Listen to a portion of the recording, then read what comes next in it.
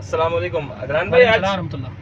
کیسے ہیں آپ؟ ٹھیک ہے الحمد للہ. عدنان بھائی، ہمارا سوال یہ تھا، آج بہت سی جگہوں پہ ہم نے دیکھا ہے مسجد میں نماز پڑھ رہے ہوتے ہیں، بہت لوگ بہت جلدی نماز پڑھ کے نکل جاتے ہیں، ان کے سجدے، ان کے رکوع، ان کے قیام، بڑی بدقسمتی. اللہ پاک ہماری اس کے حفاظت حوالے سے فرمائے. تھوڑی نصیحت کریں. حدیث شریف میں آتا ہے اور قرآن میں بھی اللہ رب العزت نے ارشاد فرمایا کہ نماز جو ہے نا خضوع اور خشوع کے ساتھ پڑھی جاتی ہے. خضوع کا تعلق نماز کے ارکان کے ساتھ ہے، قیام ہے، سجدہ ہے، رکوع ہے. یہ جس طرح سے کرنا ہے ایسے جیسے کوئی بوڑھا آدمی کر رہا ہوتا ہے، قیام میں کھڑا ہوتا ہے جیسے کیسے نڈھال کھڑا. اب آپ سوچے تو صحیح، آپ کھڑے کہاں ہیں؟ اللہ رب العزت کے سامنے کھڑے، تو آپ ایسے کھڑے ہوں گے جیسے کوئی قیدی کھڑا ہے، جیسے کوئی مجرم کھڑا ہے، اللہ رب العزت کے سامنے اپنی گناہوں کی معافی کی امید لے کر کھڑا ہو. ایسی عاجزی ہونی چاہیے، یہ خضوع کا حصہ ہے. پھر جب وہ رکوع میں جاتا ہے تو ایسے جائے جیسے کوئی بوڑھا شخص جا رہا ہے. لیکن ہمارے یہاں سے دھڑام سے چلے جاتے ہیں اور اس کے بعد دھڑام سے کھڑے ہو جاتے ہیں، دھڑام سے نیچے سجدے کی طرف جا رہے ہوتے. تو یہ اجلت نہ دکھاؤ اللہ کے سامنے. کھڑے کہاں ہو یہ سوچو بھائی، اللہ رب العزت کے دربار میں کھڑے ہو تو اس کے سامنے ہر ارکان عاجزی سے ادا کرنے چاہیے.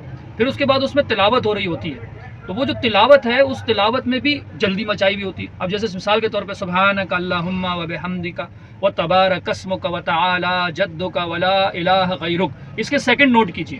اور ایک آدمی پڑھتا ہے سبحانک اللہم وبحمدک وتبارک اسمک وتعالی جدک ولا الہ غیرک، اس کے سیکنڈ نوٹ کیجیے. اسی طرح الحمد شریف پڑھتے ہیں، الحمدللہ رب العالمین الرحمن الرحیم مالک یوم الدین ایاک نعبد و ایاک نستعین اہدنا الصراط المستقیم صراط الذین انعمت علیہم غیر المغضوب علیہم ولا الضالین آمین. آپ اس کے سیکنڈ کو نوٹ کیجئے. اب ایک آدمی پڑھتا ہے، اس کو کس طرح سے پڑھتا ہے؟ الحمدللہ رب العالمین الرحمن الرحیم مالک یوم الدین ایاک نعبد و ایاک نستعین اہدنا الصراط المستقیم صراط الذین انعمت علیہم غیر المغضوب علیہم ولا الضالین آمین. ایک آدمی نے ایسے کر کے نماز میں پڑھا ہے. تو سر یہ دونوں میں فرق ہے، یہ خضوع اور خشوع سے بالکل باہر نکل گیا.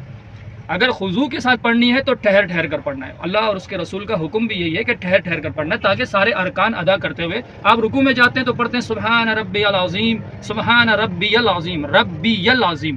لیکن جلدی جلدی میں جب پڑھ رہے ہوتے تو کہتے ہیں سبحان ربی العظیم سبحان ربی العظیم سبحان ربی العظیم. جلدی جلدی پڑھ کر آگے بڑھنے کی کوشش. بھائی جلدی کیا ہے؟ آپ نے اللہ کی توفیق سے اللہ رب العزت نے آپ کو مسجد تک پہنچا دیا ہے تو اللہ کا شکر ادا کرو. اب نماز تو نورانیت حاصل کرنے کے لیے حضور اور خشوع کے ساتھ پڑھ لو. لیکن ایسی جلدی مچا رہے ہوتے ہیں جناب جیسے کوئی باہر دنیا کا اتنا امپورٹنٹ کام ہے، کوئی زندگی اور موت کی کشمکش میں ہے، آپ اسے بچانے جانے والے. ایسا نہیں ہے بھائی، دنیا اپنی جگہ پر کھڑی ہے، دنیا کا کوئی چیز آپ کے ہاتھ سے نہیں نکلنے والا. اگر آپ روزی روٹی کی خاطر ایسا کر رہے ہیں تو اس کا مطلب ہے کہ آپ کا یہ ایمان کمزور ہو گیا ہے کہ روزی روٹی اللہ رب العزت کے اختیار میں. جب ہر چیز اللہ کے اختیار میں ہے اور آپ مانتے بھی ہو، اس بات پر ایمان بھی رکھتے ہو، تو کم از کم ان 5 نمازوں میں جو گھنٹے اور شمار کیے جاتے ہیں اگر آپ اس کو کیلکولیٹ کریں گے تو بمشکل 24 گھنٹوں میں سے 1.5-2 گھنٹے بھی نہیں ہوتے 5 نمازوں میں ملا کر آپ جو اللہ رب العزت کو دے رہے ہوتے ہیں، وہ بھی اتنی اجلت میں. یہ نماز اللہ رب العزت لپیٹ کر اس آدمی کے منہ پر مار دیں گے. اللہ کے نبی نے فرمایا سب سے برا چور وہ ہے جو نماز میں چوری کرتا ہے. صحابہ کرام نے پوچھا یا رسول اللہ نماز کا چور کیسے ہوتا؟ اللہ کے نبی نے فرمایا ٹھیک سے سجدہ نہیں کرتا، ٹھیک سے رکوع نہیں کرتا، ٹھیک سے قیام نہیں کرتا، ٹھیک سے تلاوت نہیں کرتا، ایسا آدمی نماز کا چور ہے.